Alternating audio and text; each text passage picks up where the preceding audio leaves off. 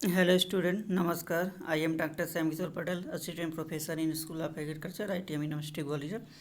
So in BSc Agri program, you are in 5th semester, that is third year. I will teach you plant pathology subject, and course number is PP311, and the course title is Diseases of Field and Horticultural Crop and Their Management First, in which we study only field crop diseases.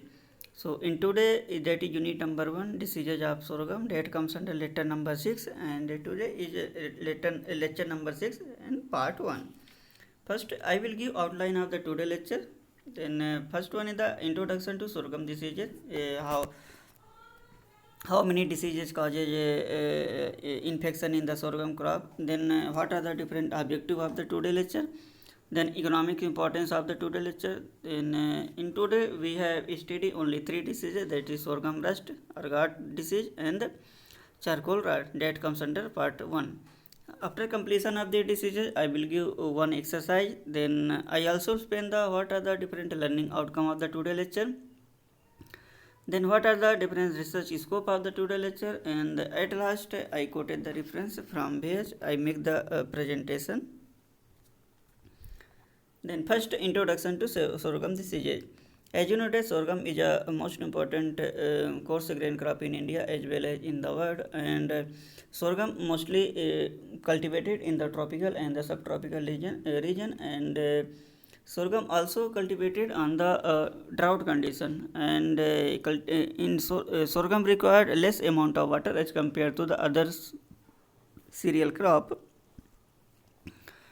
Because they require less amount of water, that's why they are more prone to attacked by a number of diseases and pathogens as well as insects. So huge losses caused due to these diseases, and in today we have studied only 3 diseases. First one is a rust, second one is a ergot, and third one is a charcoal rot. Then what are the different objective of the today lecture? In this first one is to study the various diseases of the sorghum. As I told earlier, sorghum is the most prone to attacked by the number of pathogen, and so in today lecture we have studied only 3 diseases, that is rust, ergot and charcoal rot. Then detection and identification of pathogen, in which I explain the what are the different causal organism or the pathogen which causes diseases in the host, and how we identify these pathogen in the host.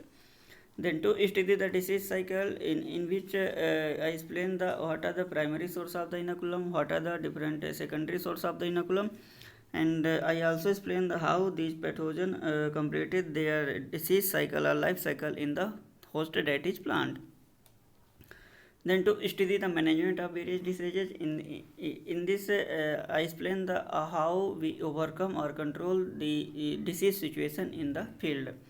So if we control the disease in the field, then surely farmer get more yield from the cultivation of the sorghum, and they get more income from the selling of their sorghum. Then what are the different economics importance of the today lecture, in which as I told earlier, sorghum is the most important crop and it is more prone to attacked by the number of pathogen. So huge losses occurs in the sorghum crop, and almost 30 to 40% crop losses occur due to the number of diseases in the sorghum. So in today we have studied only 3 diseases. First one is rust, that also we called it a sorghum rust, and this sorghum rust is caused by the Puccinia purpurea. Puccinia purpurea is the very most important pathogen, and they causes huge losses in the sorghum crop. In India, this rust of sorghum disease occurs in all state of the India where sorghum was grown, and the damage caused by rust depend on the time of infection and the variety of the affected. And if infection occurs early and premature drying of the leaves result in reduction of the yield. And in India, rust is prevalent in all seasons, and both irrigated as well as rain-fed crop are damaged due to these rust. And Puccinia purpurea is the most important pathogen that causes rust disease in the sorghum. So in symptoms part, as you know that I explained earlier in typical rust symptom, they form orange color pustule in the lower surface of the leaf, and if infection was severe, then these pustules also present on the upper surface of the leaf as well as stem and some flowering part. So the fungus accepts the crop at all the stage of the growth, and the intensity of the rust infection is generally severe after flag leaf stage of the crop growth, and the first symptom are small reddish brown flecks on the lower surface of the leaf, that is purple, tan or red depending upon the cultivar, and these pustules, that is iridosauri, appears on both the surface of the leaf, a purplish spot which lie between and parallel with the leaf vein. Pustules are surrounded by a reddish or yellow halo, and in highly susceptible cultivar, the pustule occurs so densely that almost the entire leaf is destroyed. Teliospore develop later sometimes in the old iridosauri or in teleosauri, and which are darker and longer than the iridosauri. The pistule may also occur on the leaf sheath and on the stalk of the inflorescence. These are the most important characteristic symptoms of the rust in the sorghum. You see in the photograph, in first photograph, there is a orange or brownish color pistule appears on the lower surface of the leaf. Later on, they also present on the upper surface as well as stem. And sometimes pistule also present on the stalk, as you see in the second photograph. And in etiology pattern, the iridosauri are pedicellate, elliptical or oval, thin-walled, echinulate and brown in color with 4 to 5 germ pores, and club-shaped paraphyses are also found in the iridosaurus, and the teleospore are reddish or brown in color and two-celled, rounded at the apex with one germpore in each cell. The teleospore germinate and produce promycelium and basidiospores. Basidiospores infect Oxalis corniculata, that is alternate host, where pycnial and axial stage arise after infection. So sometimes question was asked, what are the alternate host of the rust of the sorghum? So the Oxalis corniculata is the alternate host of the rust of sorghum. So it is a very important question. Then in disease cycle part, the fungus is long-cysted rust with Oxalis corniculata as the alternate host, with axial and pycnidal stage present on the Oxalis corniculata, and the presence of alternate host help in perpetuating of the fungus. The iridospores survive for a short time in soil and infected debris. Airborne iridospores help in the secondary spread of the disease. These are the disease cycle of the rust of the sorghum. Then in favorable condition, if low temperature, that is 10 to 12 degrees centigrade occurs, then these low temperature favor the disease development as well as teliospore germination, and the spell of rainy weather favors the onset of the disease. These are the favorable condition of the occurrence of these rust of the sorghum. Then in management part, if we grow resistant variety such as CSH 5, SPV 13, 81, 126, PSH 1, CSV 17, these are the resistant variety for the rust disease in the sorghum. Then if we remove and destroy the alternate host such as Oxalis corniculata, then we control the inoculum, oxygen inoculum in the host. Then spray the crop with mancozeb at the rate of 0.25% and dusting of sulfur at the rate of 25 kg per hectare. Then we control the rust disease in the sorghum. The next disease is the ergot or sugary disease. So ergot or sugary disease is caused by the Claviceps sorghai or Specilia sorghai. This ergot disease also the very most important in the sorghum and the maize. These ergot disease caused by the Claviceps sorghai, and these Claviceps sometimes form a sclerotial body, that is dormant asexual spore, and with the help of the dormant asexual spore that is excluded body, these pathogens survive for a longer period of time in the soil as well as in the infected plant debris. Then in economic importance, Maikare was the scientist who first described the disease from the Tamil Nadu. And in South India, the disease is prevalent during October to January when old weather prevails at the crop maturity. CK60A, the female sterline, is highly susceptible against ergot disease of the sorghum, and almost 20 to 25% crop losses occurs when severe infection cause. Then in etiology part, first I will explain what are the different symptoms caused by the ergot disease.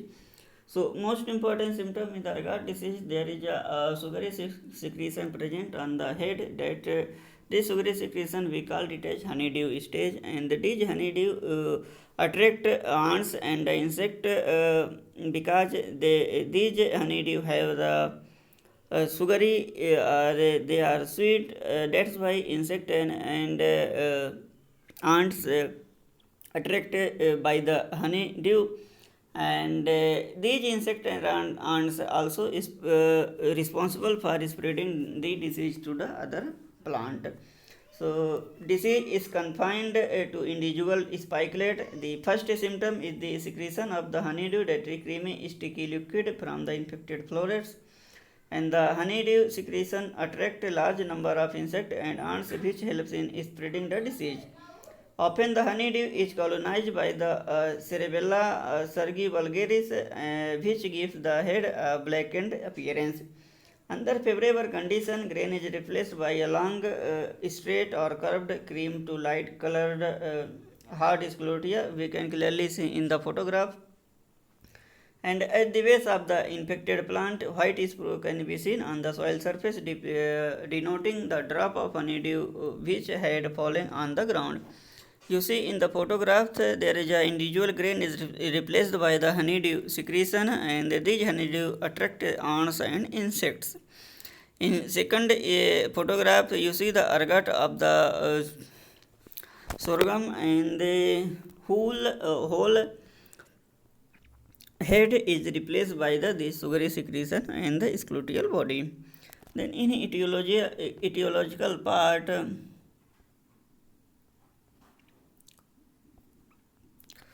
the fungus produces septate mycelium, that is honeydew is concentrated suspension of the conidia, which are single-celled, highly elliptical or oblong in shape and slightly constricted as in the middle.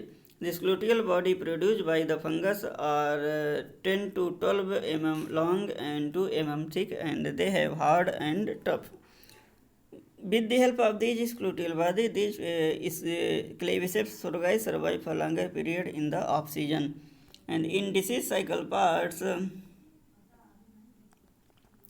primary source of the infection is through the germination of the sclerotia, which are present on the infected plant debris and the soil, and these sclerotia produce ascospores which infect the ovary. The secondary spread takes place through air and the insect-borne conidia, which settle in the spikelets. Rain splash also helps in spreading the diseases. So these are the disease cycle of the ergot disease of the sorghum. Then in favorable condition, a period of high rainfall, a high humidity during flowering season, cool night temperature that is 20 to 25 degrees centigrade, cloudy weather during anthesis encourage disease spread in the sorghum crop. The male sterile line of the sorghum is highly susceptible against to ergot disease of the sorghum. And in management part, if we adjust the date of the sowing so that the crop does not flowers during the period of the high rainfall and high humidity, then we control the disease.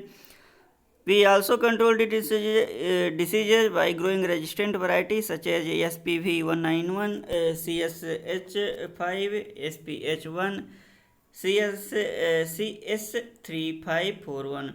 Then if we give deep summer plowing to the field, then these skeletal body is exposed to high sunlight, and because of the high sunlight, this skeletal body died and dried. And if we give soaking the seed with 2% saline solution with air to remove ergot infected seed, and ergot infested seed will float in the salt solution.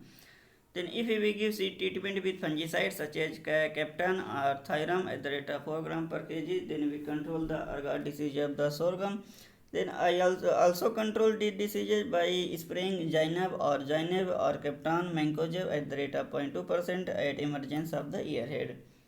Then if we control the ergot with fungicides such as propiconazole or tibuconazole has proved to be cost effective in seed production plots. Then these are the management practice of the ergot disease of the sorghum. The next disease is the charcoal rot, and the charcoal rot also we called it as hollow stem or stalk rot blight.